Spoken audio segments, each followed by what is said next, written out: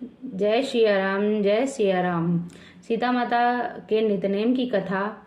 एक बार श्री राम भगवान को किसी काम से बाहर जाना पड़ गया, तो श्री राम भगवान ने कहा कि सीता माता हम बाहर जा रहे हैं। सीता माता बोली कि प्रभु श्री राम जी, आप बाहर जाएंगे तो मैं अपने नितनेम की जो कथा है वो किसे सुनाऊंगी। श्री राम भगवान ने कहा कि हे सीता माता तुम कुएं की पाल पर जाकर बैठ जाना।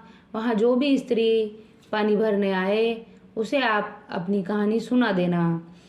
सीता माता ने ये बात सुनकर कुएं की पाल पर जाकर बैठ गई और वहाँ पर जो स्त्री आए उससे कहने लगी कि कोई मेरी कहानी सुन लीजिए।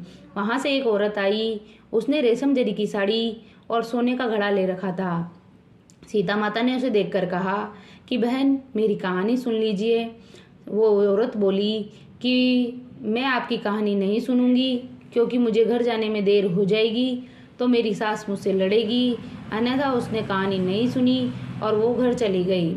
रास्ते में उसकी रेशम की जरी की जो साड़ी थी वो फट गई और जो सोने का घड़ा था वो मिट्टी के घड़े में बदल गया। अब सास ने देखा और पूछा कि बहू किस दोस्त को सिर पर लेकर आई हो। बहू बोली कि कुएं के पाल पर जो स्त्री बैठी है वो उसने कहानी सुनने के लिए कहा मुझसे, पर मैंने उसकी कहानी नहीं सुनी तो मुझे ये फल मिला है। दूसरे दिन सास तैयार हुई, वही साड़ी पहनी, वही घड़ा लिया और वही कुएं की पाल पर सास गई। कुएं की पाल पर वही सीता माता बैठी थी। सीता माता ने उसे देखकर कहा, बहन मेरी कहानी सुन लीजिए। सीता माता से कहा और सास ने कि बहन एक बार छोड़, मैं तेरी कहानी 4 बार सुनूंगी। आगे सीता माता उसे कहानी सुनाने लगी।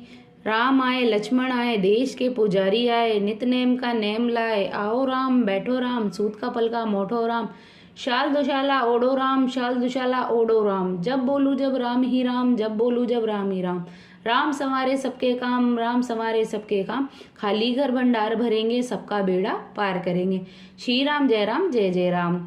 सास बोली, बहन तुम्हारी कहानी तो मुझे बहुत अच्छी लगी। अब सास सुनकर घर चली गई।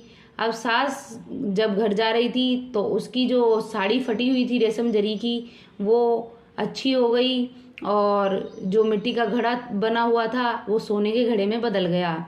अब घर पे पहुंची तो बहू ने कहा कि सासू माँ आपने ये सब कैसे किया। सासू माँ बोली, बहू तुम दोष लगा कर आई थी, मैं दोष उतार कर आई हूँ कि जो कुएं की पाल पर जो स्त्री बैठी है वो सीता माता है, पुराने से नया कर देती है और खाली घर भंडार भर देती है। अब हम दोनों सास और बहू दोनों इस कथा को सुना करेंगे, इस नित्य नियम की कथा को सुनेंगे। सास और बहू दोनों राजी हो गई, वो दोनों कहानी सुनने लगी। प्रतिदिन वे जल्दी स्नान आदि से निर्वृत्त होकर ये कहानी सुनने लगी। अब उन दोनों को सुनता देख पड़ोसन ने कहा, तुम किसकी कहानी सुनती हो। पड़ोसन ने से कहा कि हम सीता माता के नित्यनेम की कहानी सुनते हैं। पड़ोसन ने भी उसे सुनना स्टार्ट किया तो पड़ोसन के भी धन भंडार भर गए, उसकी मनोकामना पूर्ण होने लगी।